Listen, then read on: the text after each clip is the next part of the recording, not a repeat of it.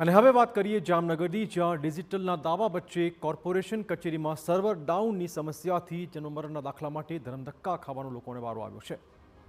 Jamnagar corporation કચેરીમાં server ડાઉનથી જન્મ મરણના દાખલા માટે લોકોને ખાસ હાલાકી પડી રહી છે।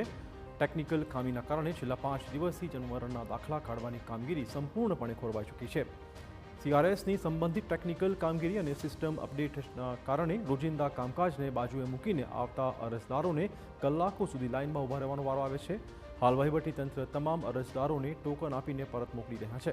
અત્યાર સુધી 300થી વધુ ટોકન આપવામાં આવતા જન્મમરણના દાખલાનું લાંબુ વેઇટિંગ લિસ્ટ બની ગયું છે, જેના કારણે પરિસ્થિતિ એટલી વણસી છે કે જો સિસ્ટમ શરૂ થશે તો પણ અરજદારનો વારો આવતા 15 દિવસ જેટલો સમય લાગવાનો છે।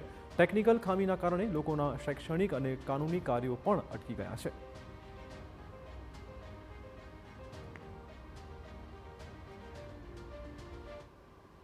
સર્વર ડાઉનને લીધે અને કામગીરીને અનુસંધાને 15 દિવસની કે 20 દિવસના ટોકન આપીએ છીએ, બરાબર। CRSની અંદર, નવા CRSની અંદર માતા પિતાના આધાર કાર્ડ, નામ, સરનામું, બાળકનું નામ, માતા પિતાનું નામ, જે સર્વરનું નોંધ કરવાનું હોવાથી કોઈ પણ પ્રોબ્લેમ આવે અને અરજદારોને ખાસ નમ્ર વિનંતી કે સાથ સહકાર આપવા નમ્ર વિનંતી।